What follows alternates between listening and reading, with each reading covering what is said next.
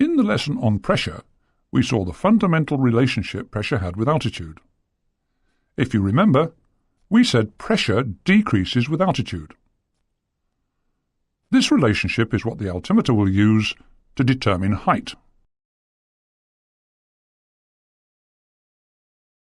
We've already seen how the altimeter works, but let's just recap its fundamental points. It's an aneroid barometer, and therefore uses the principle that changing air pressure will cause a small chamber to expand or contract. This chamber is linked to a pointer rotating over a scale graduated in feet or meters. If we look at the diagram, we can see that a fall in outside pressure will cause the chamber to expand and turn the pointer clockwise. An increase in pressure will do the reverse. This time, the chamber is compressed, causing the pointer to move anti-clockwise.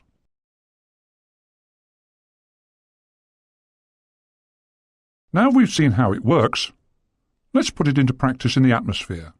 We said pressure would decrease with height. Therefore, as our aircraft climbs through the atmosphere, the pressure will decrease and the altimeter pointer moves clockwise, showing an increase in height. Conversely, when the aircraft descends through the atmosphere, the pressure increases and the pointer moves anti-clockwise, showing a decrease in height. There's one problem. The altimeter is reading a height, and we've seen that this increases as we climb and decreases as we descend. But what is this height value measured from? If the altimeter needle is pointing at 10,000 feet, what are we 10,000 feet above? The ground? The sea? The airfield, or what? This is what the altimeter cannot tell us. What we must do is find out from which level the altimeter is assuming 0 feet. In fact, this is not an actual geographic location. It's a pressure value.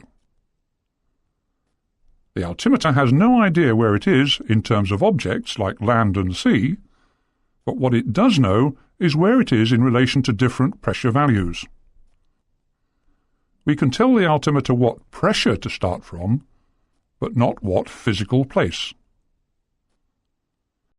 This is done by means of an adjustable subscale.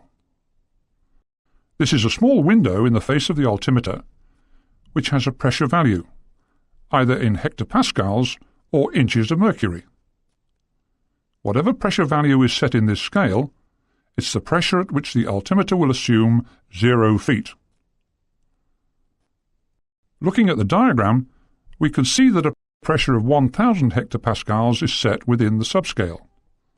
Therefore, if the altimeter was at this pressure level, then the needle would read 0. As we climbed, pressure would decrease from this value, and the altimeter would show how far away it was from this pressure level. Notice that the value within the subscale is not changing. It's simply reminding us what pressure value has been set as the datum. Our initial problem has still not been solved. We need the altimeter to give us a height above a physical surface, not a pressure surface. We can solve this by having a variable subscale. In other words, we can manually select what pressure the altimeter will use as the 0 point. This scale is adjustable from 850 to 1050 hectopascals. Let's work through an example.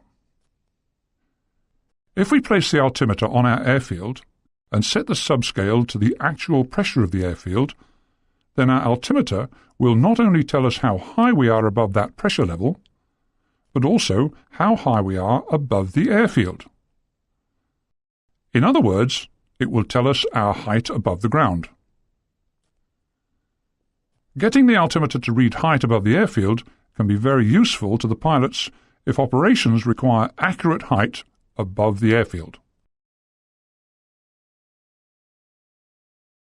If we were to get the actual pressure of the airfield and correct it to the airfield reference point, or threshold, then we have a pressure value known as QFE.